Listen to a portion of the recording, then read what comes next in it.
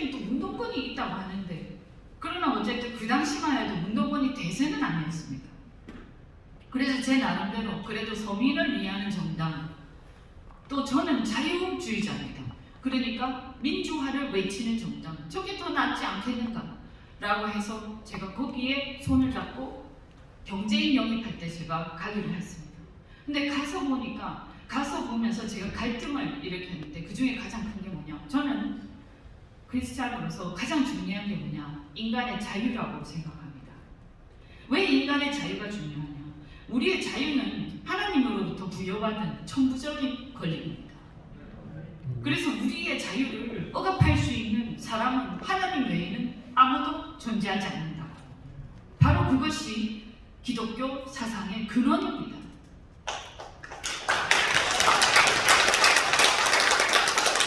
그리고 이 세상의 원리는 하나님의 뜻과 우리가 성경에서 보는 그러한 큰 원리에 의해서 돌아가는 것이지, 그것이 고작 인간이, 그 죄 많은 인간이 내가 이렇게 인간을 지배해서 세상을 바꿀 거야, 내가 이렇게 해서 세상을 설계하면 내가 원하는 대로 세상이 다 돌아가, 이렇게 하는 것이야말로 가장 건방지고 교만한 생각입니다.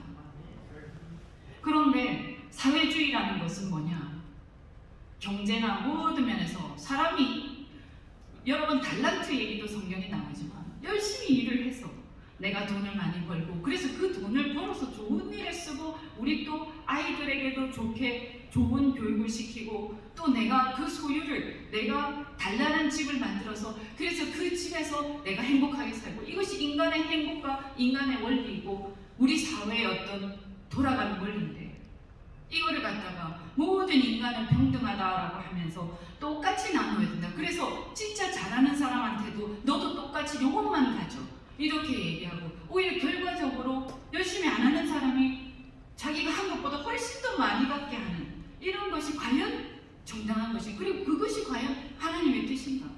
물론 어려운 사람들을 우리가 돕고 이웃처럼 보듬어안고, 그건 분명히 성경의 뜻이지만, 그렇다고 해서 열심히 일하지 않고 그냥 다 똑같이 나눠가는, 이게 과연 성경의 뜻인가? 그리고 더 문제는 뭐냐면, 그렇게 나눠서 억지로 갖게 하려고 하다 보니까 열심히 일한 사람한테 뺏어야 돼서, 뺏어가지고, 야, 너 열심히 일해서 많이 벌었지만 너 안 되겠어, 내가 모든 세상을 재단하기 때문에 내가 똑같이 나눠줄 테니까 내가 주는 만큼만 가져가. 열심히 돈을 벌어가지고 대출도 조금 받아서 집을 하나 마련해서 우리 아이들, 토끼 같은 마누라와 또 정말 이쁜 아이들과 이렇게 해가지고 좀 집에서 행복하게 살고 싶은데, 집 좀 살려고 하니까 조그만 집 하나 사는데도 대출을 안 해. 왜? 집을 살 필요가 없어. 국가가 다 줄 거거든. 다 나눠줄 테니까 우리가 나눠줄 때까지 기다리고 있어. 이게 바로 사회주의 국가죠. 그런데 그렇게 되면 어떻게 됩니까? 다 누구 돈으로 나눠주게 됩니까? 결국 못 나눠줍니다. 그럼 어떻게 되냐? 결국 한정된 자원을 나눠주는 사람이 모든 권력을 가지게 됩니다. 사람들은 그것을 나눠주는 사람한테 잘 보이기 위해서 줄을 서게 됩니다.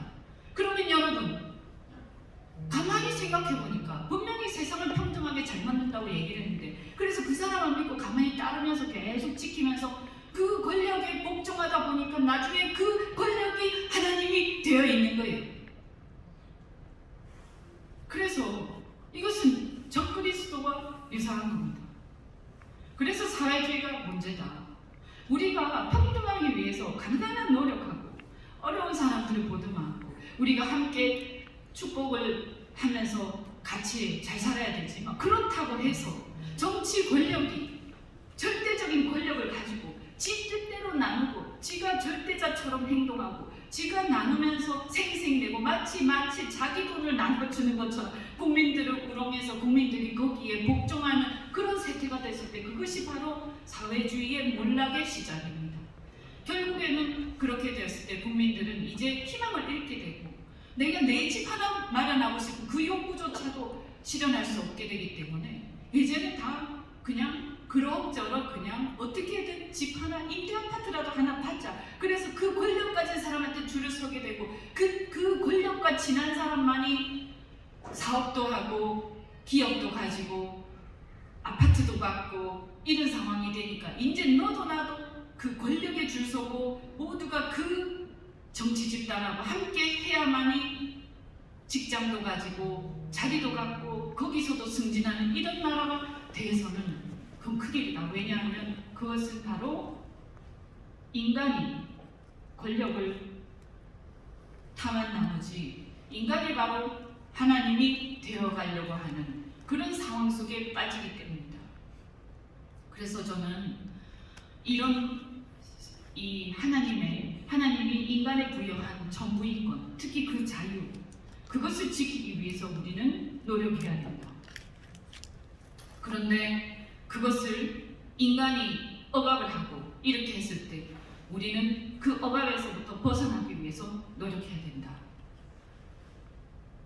그리고 제일 중요한 게 뭐냐? 아까 우리 말씀하셨지만 바로 우리의 바로 붙어있는 북한이라는 존재, 그 북한 정권이 바로 북한 주민을 그렇게 억압을 하고 절대 권력을 가지고 하나님 노릇을 하고 있는데 그 우리의 사명은 무엇인가? 통일과 관련해서 우리의 사명은 무엇인가? 과연 우리는 그들이 우리와 같은 민족이기 때문에 그냥 통일만 하면 되는 것인가? 그렇지 않습니다. 우리의 사명은 바로 우리 이웃인 북한에 고통받는 그들을 자유를 주고 그들을 그 독재 권력으로부터 해방시키는 게 바로 우리가 해야 할 사명이라고 저는 생각합니다.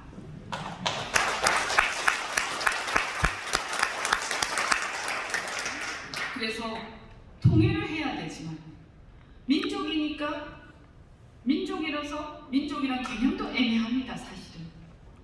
그래서 민족 근본주의가 아니라 우리는 자유를 위한 통일을 해야 된다. 그리고 우리 국내에서도 자유를 억압하는 모든 하나님을 대신하고자 하는 그런 절대 권력의 이런 권력 남용으로부터 우리는 항상 경계를 해야 된다. 그것이 바로 우리의 사명이다.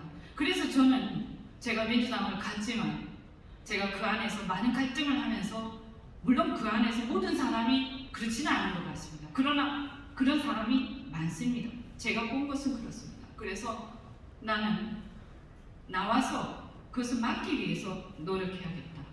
물론 야당도 문제가 많습니다.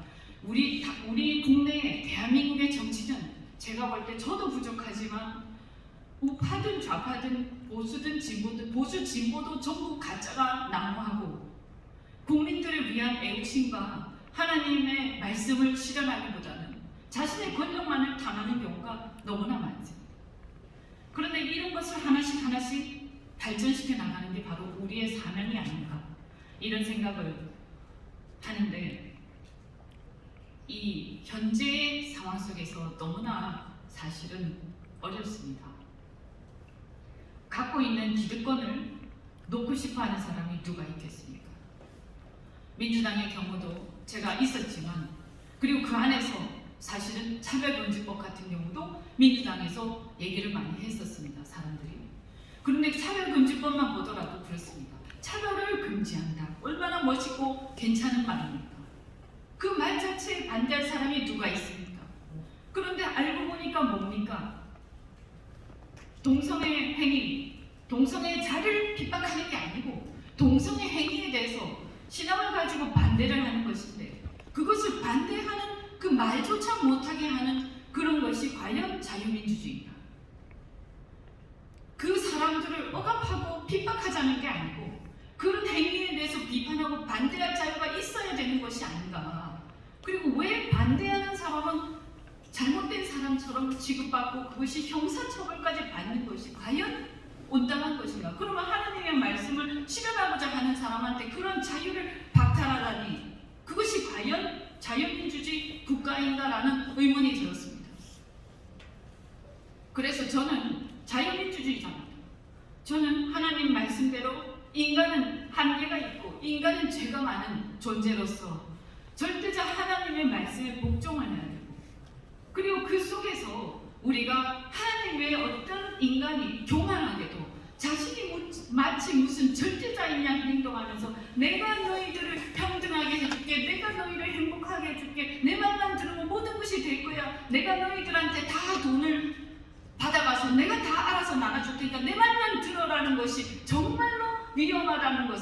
우리는 깨달아야 합니다.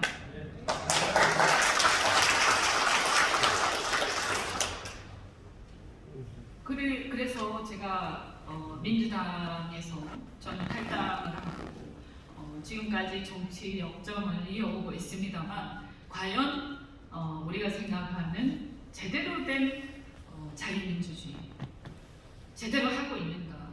과거의 산업화 당시에 권위주의 시절에 자유를 좀 제한을 했습니다. 그리고 그것은 이미 50년 전 얘기입니다. 그리고 제가 그 산업화 시대의 정치 지도자를 존경하는 것은 그들이 자유를 억압한 부분을 존경하는 게 아니라 그들이 자기를 희생해서 국가의 산업화를 만들어내고 그 우리나라를 반석 위에 올려놓은 그 부분을 존경하는 겁니다. 그리고 이제 그 이후에 자유민주주의를 외치는 수많은 국민들의 목소리가 민주화라는 이름으로 운동이 일어났고, 그래서 그 민주화가 어느 정도 반영이 되었습니다. 그런데 그렇게 민주화를 외치던 사람들이 두 파로 나뉘었다고 저는 생각합니다. 그래서 진짜 자유를 외치는 사람들이 있었고, 자유를 외친다고 해놓고 자유를 가장 억압하는 북한의 정권과 함께 손을 잡고 권력만을 탐하는 민주화 세력이 있었다고 저는 생각합니다. 제가 이 자리에서 자세한 말씀을 다 드릴 수는 없지만, 저는 우리가 항상 위정자들이 무슨 얘기를 할 때는 어떤 것이 진정한 뜻인가를 한 번은 생각해 봐야 된다. 그리고 그 속에서 진짜 자유민주주의는 어떻게 우리는 추구해 가야 할 것인가. 그리고 물론 제가 속해 있는 국민의힘도 정말로 부끄러운 일이지만 과거에 그 정권들이 다 잘했다고 저는 생각하지 않습니다. 그들도 시대착오적인 일들도 많이 했고 권력의 남용도 분명히 있긴 있었고, 그 권력의 남용이 있었는데 민주당보다 더 덜하다라는 이유로 용서받을 수 있는 것은 아니라고 저는 생각합니다. 그런데 우리가 생각해야 될 것은 이제 미래로 가야 하는 것이다. 미래로. 이제 더 이상 이런 과거의 그 멍에, 그러니까 산업화다 민주화다 이런 것들이 싸우는 이 상황이 지속되어서는 안 된다. 어떤 나라든지 간에 산업혁명이 일어날 때는 권력이, 절대적인 권력이 어느 정도 있을 때 산업이 발달하면서 산업혁명이 일어납니다. 그것이 역사의 과정입니다. 그리고 그것이 발전을 하고 산업화가 이루어지고 나면 사람들이 똑똑해지고 사람들이 공업화가 되고 사람들이 학습을 하고 시민 세력이 성장하기 때문에 반드시 민주주의 혁명이 일어납니다. 그래서 그것이 바로 시민혁명이고 우리나라 그것이 민주화 운동이라는 이름으로 일어났던 겁니다. 그런데 그것이 전 세계에서는 산업혁명과 시민혁명이 서로 대립하지 않습니다. 왜인지 아십니까? 왜 그것이 우리나라는 이렇게 대립하는데 왜 다른 나라는, 왜 유럽의 산업혁명과 시민혁명 세력은 대립하지 않았을까? 그 두 세력이 동시대에 산 적이 한 번도 없습니다. 유럽과 미국은 그 세력들이 전부 다른 시대를 살았습니다. 수백 년 동안 일어났던 일을 우리는 불과 몇십 년 동안 하다 보니까 같은 세력, 그 세력들이 서로 같은 시대에 갈등을 일으키면서 지금 와서 복수의 복수를 계속하고 있는 것이다 라고 저는 진단을 합니다. 그래서 이제 우리는 지나간 시대를 그냥 있는 그대로 평가하고 우리가 앞으로 어떻게 해야 하는가에 집중해야 됩니다. 우리는 지금 무엇을 해야 하는가? 산업이 발달하고 저희 아버지 세대의 그 조선과 제가 또 겪었던 15년, 20년 전에 그 자동차 이런 것들이 엄청나게 발전했지만 이제는 산업이 바뀌어가고 있습니다.